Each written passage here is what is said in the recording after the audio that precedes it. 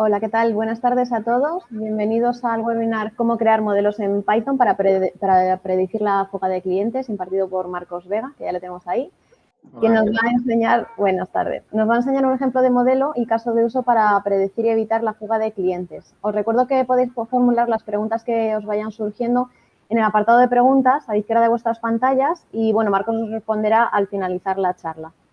Marcos, cuando quieras. Yo voy a quitar la cámara para no estorbar mucho, pero bueno, tengo micro. Te iré interrumpiendo si hay algo en el chat que se quede, pero bueno, os recuerdo a todos que mejor para estar organizados en el apartado de preguntas. Vale. Hola a todos primero. Espera un momento que no sé qué me ha pasado aquí.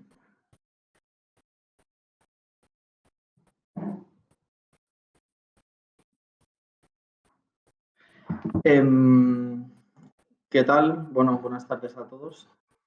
Os voy a contar un poco lo que es un poco mi experiencia personal una vez que salí del máster de Data Hack y lo que es mi primer modelo, mi primer acercamiento a la vida real con los modelos que hemos estudiado en el máster. Y un poquito lo que es, digamos, como igual que está el ciclo de vida del producto, pues un acercamiento a lo que es, o lo que estoy viviendo yo en primera persona, de cómo se elabora un modelo para solucionar un posible problema, un problema que hay o lo que pueda surgir en el día a día de una empresa. Entonces, Marcos, perdóname, te doy el control de la sesión vale. para que puedas compartir pantalla. Vale, perfecto.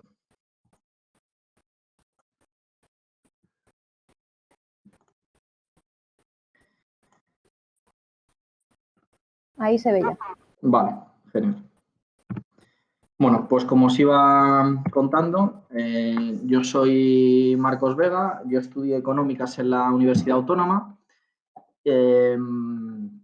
y desde que salí de la carrera, pues yo estuve trabajando en distintos departamentos financieros, ligados al tema financiero y también a la parte comercial en alguna empresa. Estuve desde Prosegur, he estado en una empresa que nos dedicamos a la exportación del maíz en Europa, donde ahí sí que le hacía labores también de comercial, aparte del departamento de finanzas, porque era una pyme, entonces las pymes todos hacen de todo. Y luego pasé a una multinacional, a Becton Dickinson, que se dedicaba a dispositivos de tecnología médica. Allí vi pues yo estaba cómodo, pero veía que no tenía una capacidad de progreso, por lo que surgió la posibilidad de hacer el máster y dar un giro de 180 grados a mi vida.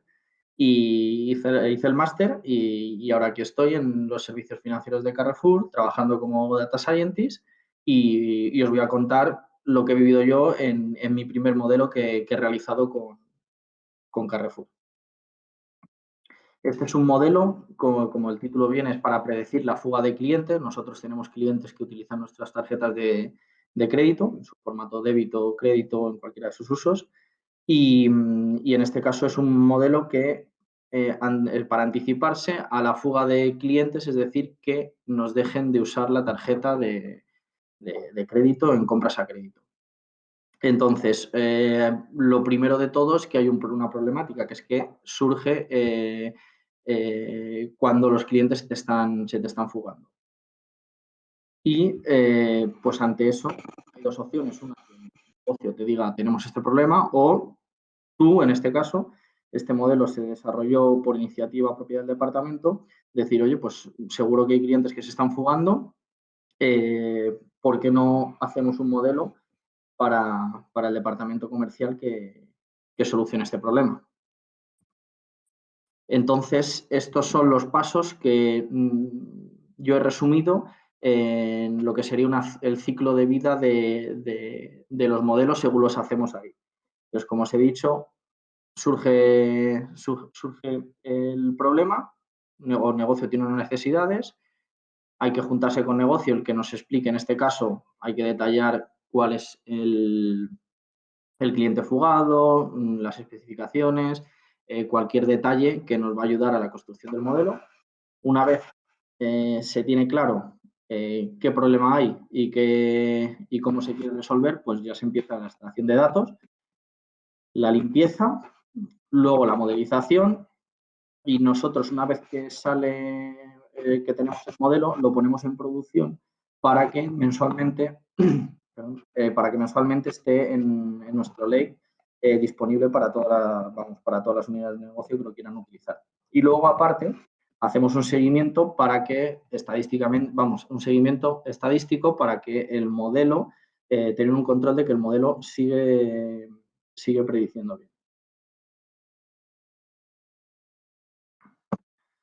Entonces, como he comentado antes, el problema que teníamos aquí, clientes están dejando de usar nuestra tarjeta. ¿Qué pasa? Que nosotros, en este caso, se lo propusimos a negocio. Hay veces que simplemente el negocio te dice que tiene el problema y va directamente a ti o vas tú directamente a ellos. En este caso, nosotros fuimos allí. Al juntarnos con ellos, esto no, en la vida real no es una reunión de 15 minutos en el cual se establecen cuáles son los criterios, sino que esto suele llevar semanas porque las especificaciones, las definiciones de qué es un cliente fugado cambian. Es decir, hay veces que a lo mejor, en este caso nosotros lo que propusimos era un cliente con que en los últimos 12 meses se hubiera hecho alguna compra a crédito y en los 12 siguientes pues no te haga ninguna. Ahora mismo, que esto es totalmente real y de ahora estamos viendo la posibilidad de cambiar las especificaciones a que sea ese cliente fugado definido en 3 meses o en 6, es lo que estamos hablando ahora, entonces habría que reentrar en el modelo para afinarlo. Pero esto es el segundo paso, es decir, juntarse con negocio y dejar totalmente claro qué datos se necesitan, de dónde coger las variables, qué puede ser interesante a la hora de la construcción del modelo. Todo aquello que nos va a ayudar en la construcción del modelo.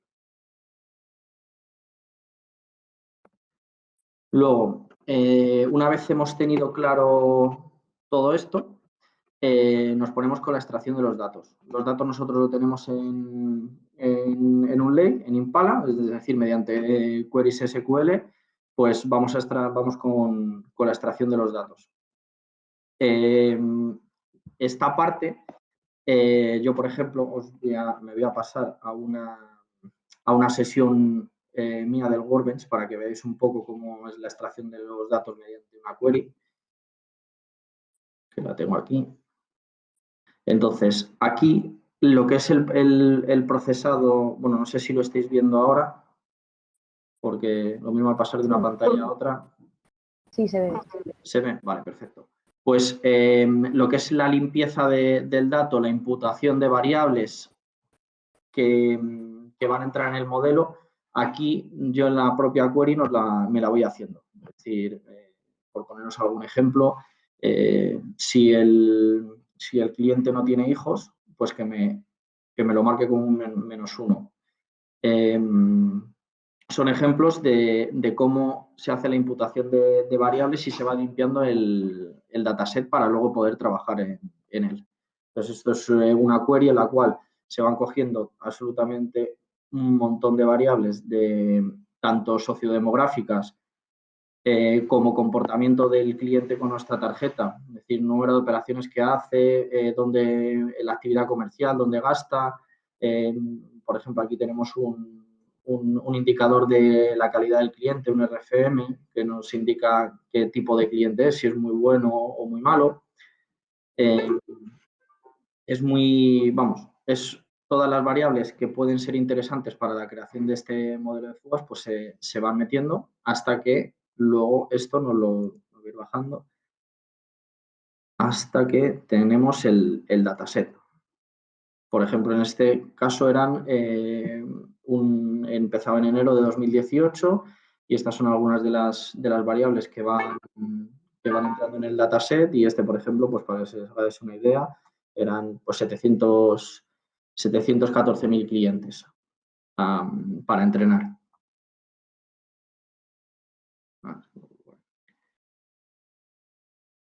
Entonces, como os estaba contando, esta es la parte de modelización, o sea, a la modelización, que os he enseñado que nosotros lo hacemos en Cloudera, en el Workbench.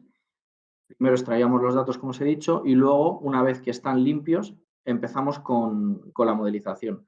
Nosotros lo hacemos en el Workbench, como os acabo de decir, y ahora voy a pasar a enseñaros un poco de cómo se ha llevado a cabo esa modelización. La sesión de Workbench. Entonces,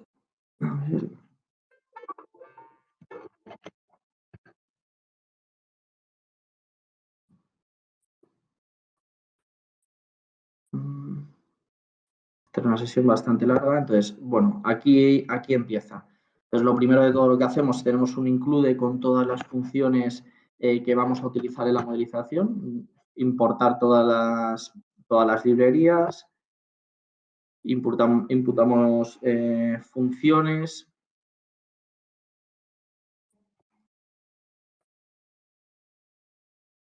¿vale? Como la limpieza de datos, es decir, aquí, por ejemplo, en este es un ejemplo en el cual le puedes poner que con qué porcentaje de datos nulos te elimine las variables, con qué porcentaje de valores únicos te elimine las variables, ¿vale? Luego el criterio es la selección de variables primero por el criterio BIF de multicolinialidad. Y luego todo aquello que vamos a utilizar para implementar los modelos y que nos dibuje las gráficas, pues luego veremos del rendimiento del modelo, para ver si hay overfitting o no hay overfitting, pues todo este tipo de gráficas del rendimiento del modelo y asociados al modelo, pues lo tenemos todo implementado aquí en el club. Que esto sí que yo cuando llegué al departamento, sí que el equipo en el que yo entré ya lo tenían bastante desarrollado. ¿Vale?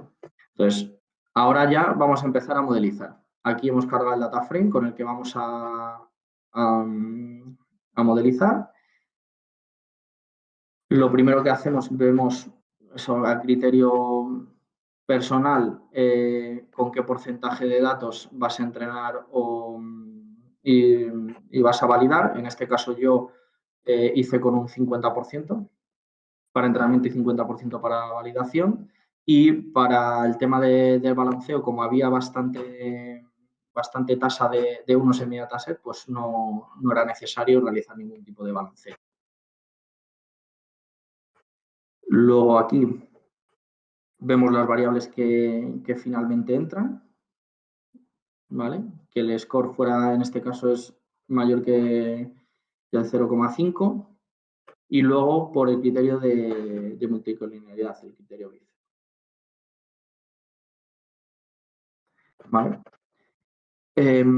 Luego, como os he comentado, se implementaban los parámetros de los distintos modelos con los cuales vamos a modelizar para luego ver cuál es nuestro ganador. Entonces, en este caso teníamos el logístico, el Decision Tree, Random Forest, Extra Tree, ¿vale? Y el Neighbor Valles. En este caso, aquí os voy a enseñar algo que nosotros utilizamos para ver el significado de las variables y luego poderlas explicar al negocio. Por ejemplo, en el logístico te da el signo de la variable cómo afecta. Es decir, por ejemplo, este modelo, como os he comentado, es fuga de uso de crédito. En este caso, hay dos variables que la edad es importante, pero hay dos variables que en casi todos nuestros modelos son muy importantes, que son la deuda y la saturación, que influyen negativamente. Es decir, a mayor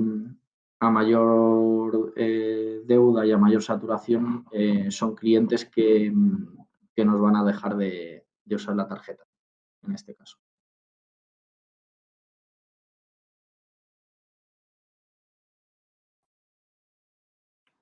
¿vale? Aquí están pues, los distintos modelos con los parámetros, el score de cada modelo, ¿vale? Aquí se hace la comparación, vamos, el booting classifier, para ver si también le metíamos un booting classifier para ver qué tal salía, y el cross validation. Entonces aquí al final, aquí nos sale una tabla resumen con los mejores modelos y te da la elección, que en este caso era el Random Forest.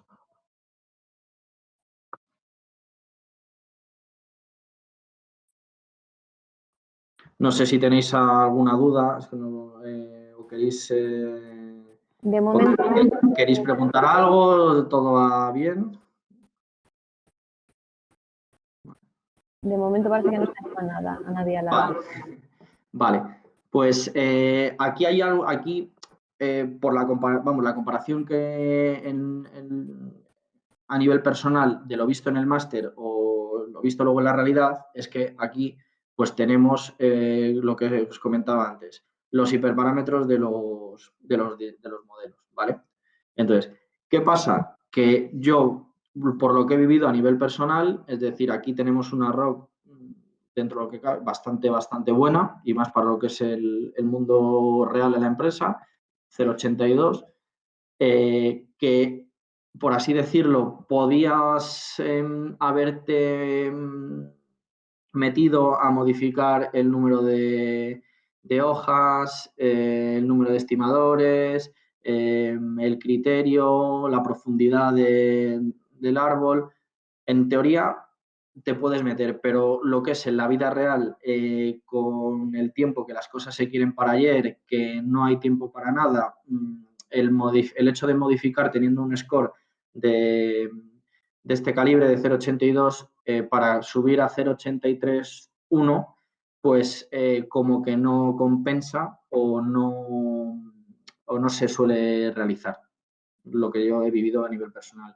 Es decir, está muy bien, y lo que no se lleva es el tener tiempo para estar toqueteando todo este tipo de hiperparámetros, a ver si te mejora un pelín o no te mejora un pelín. Es decir, aquí al final yo, como podéis ver, me quedé con apenas 15 variables para que fuera un modelo, sobre todo a la hora de ponerlo en producción, que fuera algo más sencillito, porque de las 70 más o menos que se metieron al principio, pues al final con 15 me quedaba más o menos el resultado similar, y entonces no hubo chance a poder modificar hiperparámetros y ver si se mejoraba un pelín por un lado o no se mejoraba un pelín por otro, porque al final todo esto es tiempo y en la vida real no suele haber, por lo que muchos, si no conocéis ya, conoceréis cuando entréis a trabajar como data scientist. Después de esto, de tener el modelo elegido, lo que hacemos es ver cómo se comporta. Entonces, ahí que vamos a mirar la if del modelo. Os voy a pasar directamente al modelo ganador, que, como os he comentado antes, era el Random Forest, para que veáis que el if salió, y para ver un poco el overfitting que seguramente, bueno, no os voy a anticipar nada. A ver.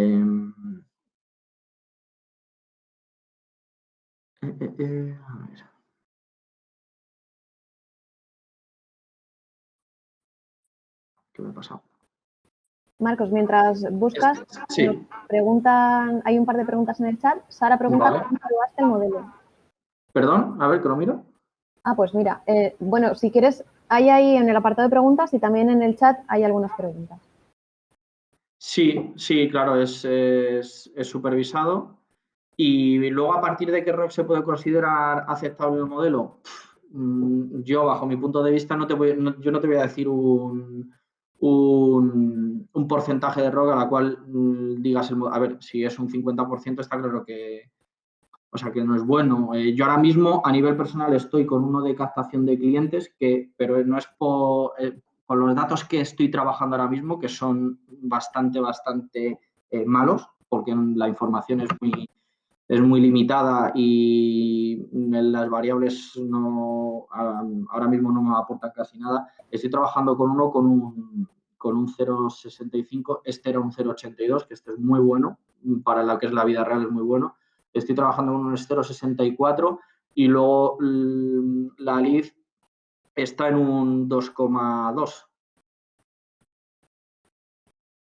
A ver, es que estoy viendo otra pregunta. Entonces, para terminar esto, yo no te puedo decir un porcentaje a partir del cual sea bueno. O sea, hombre, a partir yo creo que de 0,70, 0,75 sí que para la vida real, luego tendrías que ver cómo se comporta la LID, pero yo creo que a partir de ahí sería aceptable.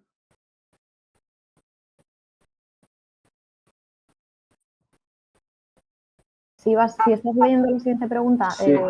coméntanosla o la leo yo en alto si quieres para que los demás vean la respuesta. Vale, mira, estoy viendo aquí una, por ejemplo, ahí ya también os comento que este es mi primer modelo, que soy junior en esto, entonces tener cuidado con las preguntas que me hacéis, que a veces no las voy a saber responder. No, estoy viendo ahora mismo qué criterio utilicé para las 70 variables iniciales. Sí, o sea, básicamente es un criterio de fuga de clientes, es decir, era coger cómo se comportaban todos los clientes, tanto dentro de tu negocio y luego aparte todas las sociodemográficas que teníamos disponibles. Por ejemplo, ahora hemos podido, si lo hubiera hecho hoy, a día de hoy, tenemos ya incorporados datos de secciones censales, que pudiera sido también interesante ver cómo se comportaban los clientes por sección censal y las variables asociadas a cada sección censal. Pero sí, en principio esas 70 variables eran prácticamente el máximo del comportamiento de los clientes que tenemos. Vale, quedan un par de preguntas Sí, a Eduardo y a Rafael. Si ves que alguna, porque bueno, hay veces que tenemos asistentes a los webinars que son verdaderos expertos, que casi nos aportan más ellos que lo que podemos aportar nosotros. Entonces, mira, si alguna se queda en el aire, que nos la manden sin problema. Vale. @datahack, Marcos la mira y la miramos nosotros y no se queda ninguna pregunta en el aire, todo es respondido. O sea, que pero, no hay... por ejemplo, la del clustering sí que se quería mirar algo para ver qué grupos. Eso sí. Lo que pasa que es verdad que bajo mi punto de vista tienes ya dentro del negocio, antes de que se empezaran a hacer modelos, tienen bastantes segmentaciones. Entonces, es verdad que hay grupos de clientes que ya están predefinidos, que, pues eso, lo que hemos comentado antes, saturación disponible de la tarjeta y hay 3 o 4 variables que sí que podrías hacer, vamos, que te harían grupos para poder definirlo. Pero seguro, es verdad que no hemos trabajado nada para hacer el clustering y encontrar grupos con esa metodología. ¿Queda la de Eduardo por ahí arriba? La de Eduardo, esta, a ver, me pareció.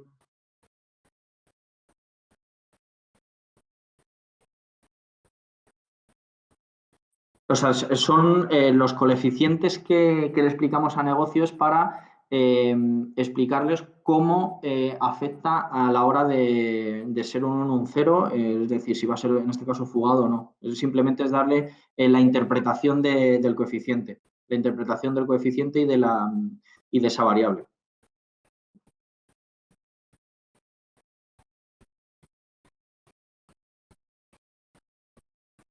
Vale, si quieres seguimos, no sé si decirte que sigas y retomamos el resto de las preguntas hasta el final para no interrumpir mucho la charla. Sí. ¿Prefieres? Ahora, por ejemplo, o sea, lo que de la limpieza del dataset es lo que comentaba antes, pues eso, los valores nulos, pues depende del tipo de variable, pues lo puedes imputar por 0, en este caso algunos por -1, hay otras variables que les daba un valor muy, muy alto para que fueran como outliers y luego quitarlos. Los valores, si hay variables con un único valor, pues también te lo quitas. Vamos, yo me lo he quitado. Entonces sí, o sea, ese tipo de limpieza, que es más o menos habitual.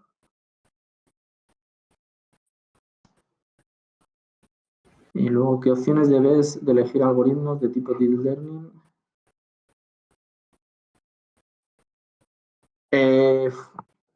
A ver, claro, es que aquí se juntan cosas que es, por así decirlo, como si fuera, no sé si era un triángulo, es decir, entre el tiempo, el coste, y no me acuerdo cuál era el otro pico, pero hay dos cosas que tiempo y coste, normalmente hay poco dinero y hay poco tiempo, y bueno, y hay mucha prisa.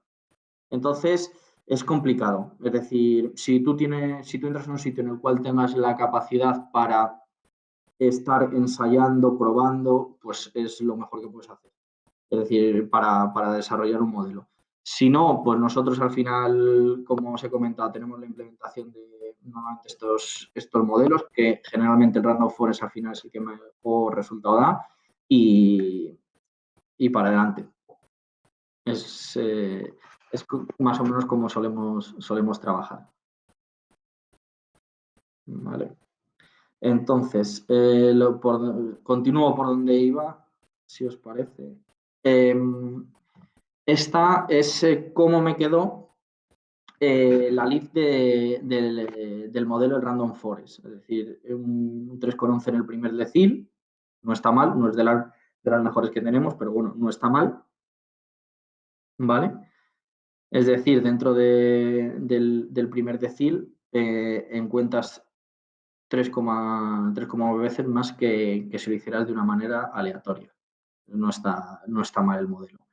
¿Qué pasó? Que cuando estábamos trabajando y salió pues en la curva de aprendizaje para ver el overfitting, ahora lo veréis, ¿qué pasa? Que bajo nuestro, no es bajo nuestro punto de vista, está claro que hay un sobreajuste. Como hemos hablado antes, el tiempo escasea y hay que dar soluciones. Nosotros, al ver que había sobreajuste, ¿qué hicimos? Pues al final los datos que tienes son los que hay, es decir, lo que cogimos era clientes que durante 12 meses han hecho una compra a crédito y a los 12 meses siguientes se han fugado. Esos son los clientes, no han hecho ninguna, esos son los clientes que hemos utilizado para entrenar. Entonces, los datos son los que tenemos y lo que nos sacamos con la query que os enseñé antes, lo que nos sacamos fue unos blind tests, es decir, hacer unos test ciegos con datos que no van a entrar ni en la validación ni en el entrenamiento, es decir, clientes comparar con datos reales qué es lo que ha pasado.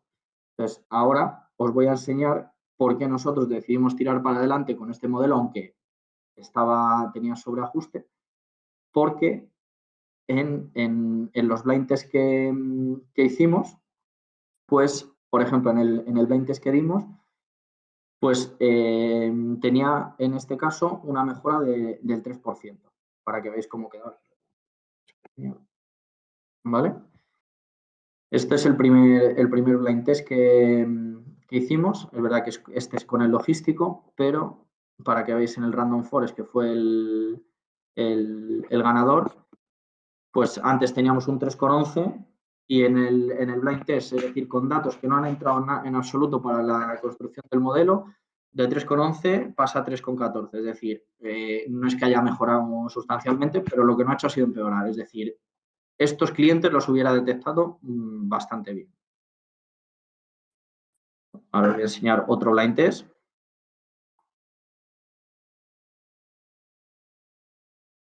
También con el Random Forest. Otro blind test con el Random Forest, en el cual, pues del 3,11 pasamos al 3,11 de la lead inicial a 3,18. Es decir, en este punto, con estos datos que, os repito, no habían entrado la construcción del modelo y en el entrenamiento ni absolutamente para nada los hubiera detectado bien. Es decir, ahí está.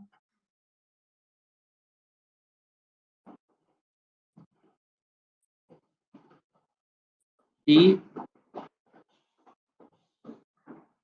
os voy a enseñar un último blind test que sigue en 3,18.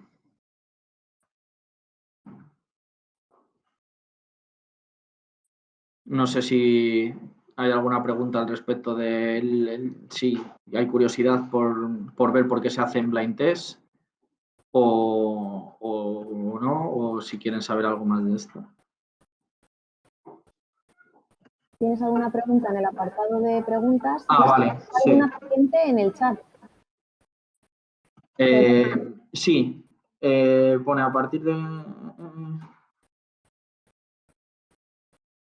de qué volumen de dataset comparando las mismas variables cambian los resultados. Pues la verdad es que no sabría contestarte a esta pregunta porque no he hecho una comparación de tener el mismo dataset con más o menos variables. Es decir, sí que recuerdo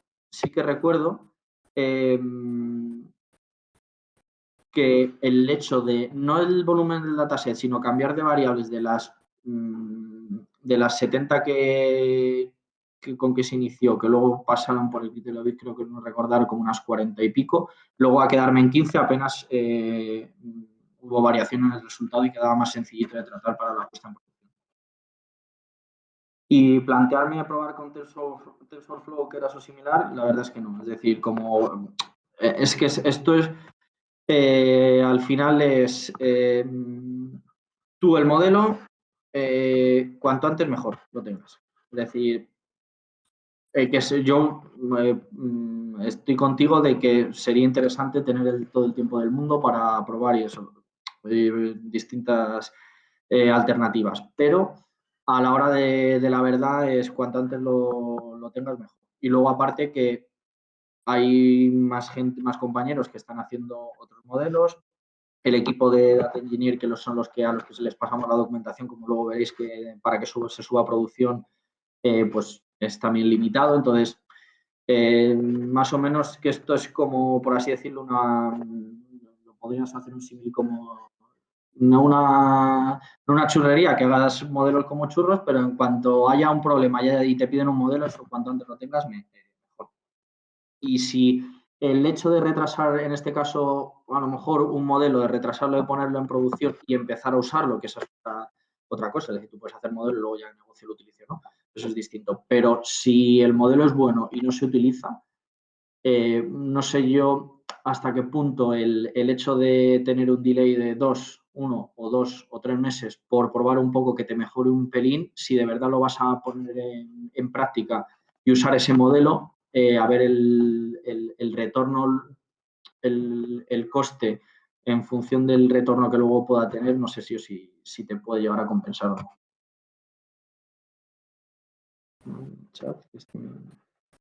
En el chat tienes la pregunta de Sara y la de Eduardo, porque a Alberto ya le respondiste que la puso en el apartado de preguntas. Sí, vale. ¿Cómo evalué el modelo?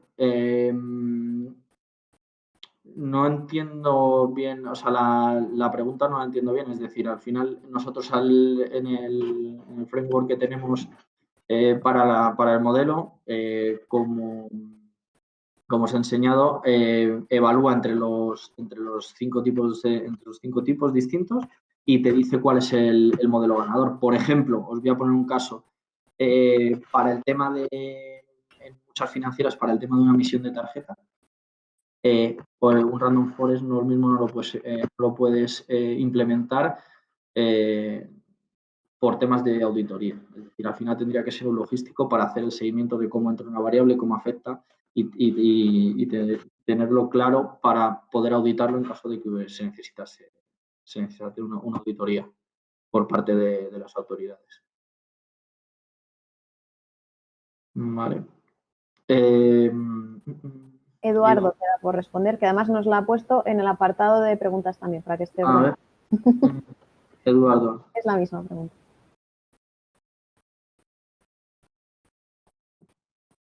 Vale, pues a ver, nosotros tenemos un data lake, es en Impala, es SQL, y luego la lógica, bueno, la lógica no, para saber a qué tablas acceder, tú al final hablas con negocio y negocio. Yo, por ejemplo, cuando entré nuevo, al principio lo que tuve, pues entre mis compañeros de departamento y lo que vas hablando con los distintos negocios, pues te vas enterando de qué tablas hay, pues las tablas que son de riesgos, las tablas que son de recobros, las tablas que son de cliente, es decir, el comportamiento del cliente. Entonces, tú al final te haces una composición de lugar y dices qué podría ayudar. Es decir, aquí por así decirlo, atacar a meter variables de recobros, es decir, de gente que lleve impagada varios meses, bajo mi punto de vista yo no lo veía necesario, porque yo lo que quiero es que se queden clientes míos buenos. Un cliente que me lleva que lleva con impagos durante 6 meses, pues casi prefiero que termine de pagar la deuda y que se vaya, porque al final no es un cliente bueno para mí ni que me aporta valor. Pues al final tú hablas con negocio y también un poco de tu criterio, pero lo principal es cuando llegues tú a una empresa es enterarte de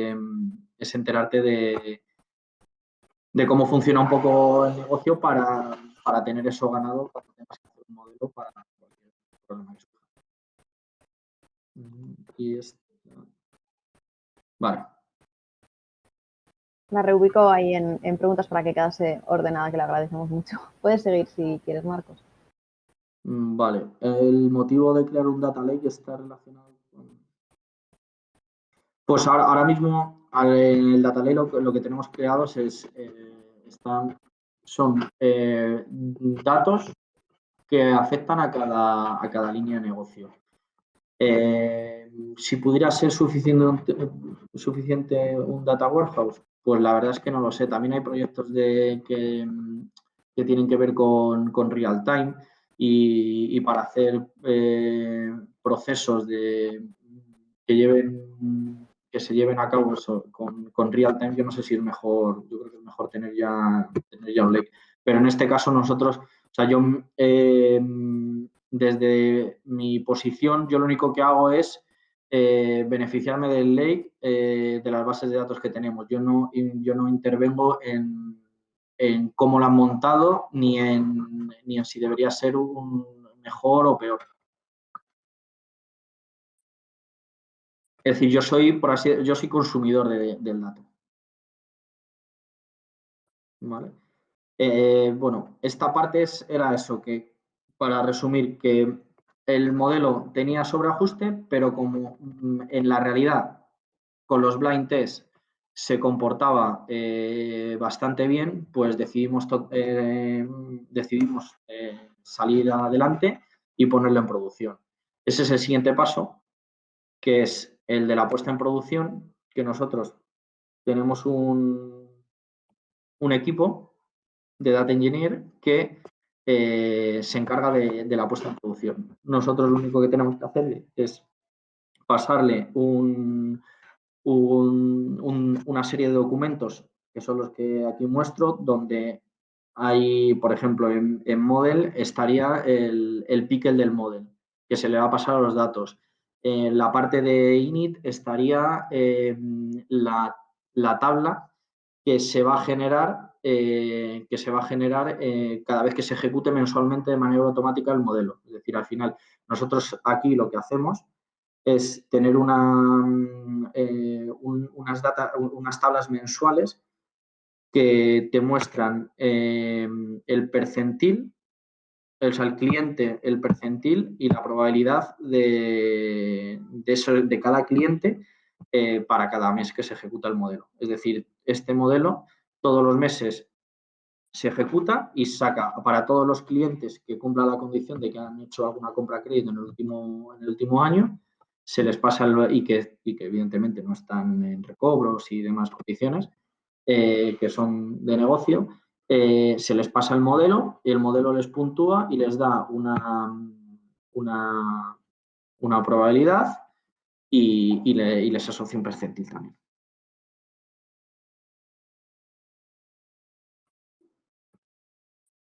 Y después de que está en producción, yo por mi lado, a través con una aplicación Shiny, con un aplicativo Shiny en R, lo que se hace es el seguimiento estadístico del modelo. Es decir, aquí lo que veo es que este modelo que os he dicho, la construcción era 12 meses, pero para tener un seguimiento más cercano lo estoy haciendo a 6 meses. Entonces, las fechas que veis aquí de junio, julio y agosto es clientes que se puntuaron con esa fecha y la probabilidad de fuga a 6 meses, es decir, a enero cerrado, a enero 2021 cerrado se ha hecho.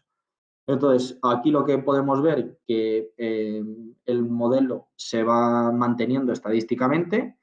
Ahora bien, cuando llegue la acción de negocio, veremos si la acción de negocio está dando efecto o no. Es decir, si el negocio empieza a usar el modelo y se anticipa a la fuga de estos clientes, esto tiene que llegar un momento que la LIF se me caiga. Y cuando se caiga la LIF, pues eso es que o ha habido un problema gordo o realmente que si se están haciendo acciones de negocio para evitar la fuga de todos estos clientes, se está realizando con éxito y, por lo tanto, el modelo ha funcionado y habría que revisarlo para que siguiera captando clientes que se fugan. Y nada, y hasta aquí sería un poco lo que os quería contar de cómo vivo yo desde dentro la elaboración de un modelo desde desde que surge el problema hasta que se pone en producción. Por si os tenéis curiosidad, este modelo ya sí que se ha empezado se va a empezar este mes a trabajar con él y nada, a partir del mes que viene se empezará a ver si tiene resultados o no. Tienes una pregunta de Joseba, que pregunta si reentrenáis el modelo con nuevos datos. Si es así, ¿cada cuánto tiempo? Vale, esta es buena pregunta. No, a día de hoy no, este modelo se ha puesto en producción hace relativamente poco y se va a empezar a utilizar, pues eso, este mes. Entonces no ha dado tiempo a reentrenarlo. No sé si os acordáis que os dije que este modelo era 12 meses sin compra y la fuga estimada a los 12 meses siguientes. Se quiere evaluar el rendimiento a 3 o 6 meses. A 6 meses es el seguimiento que está bien. Es verdad que es un modelo a 12, pero se está midiendo a 6. Tengo que hacer el seguimiento a 3 meses y si no diera bueno, pues se reentrenará, pero para ver cómo se comportaría a 6 y a 3 meses.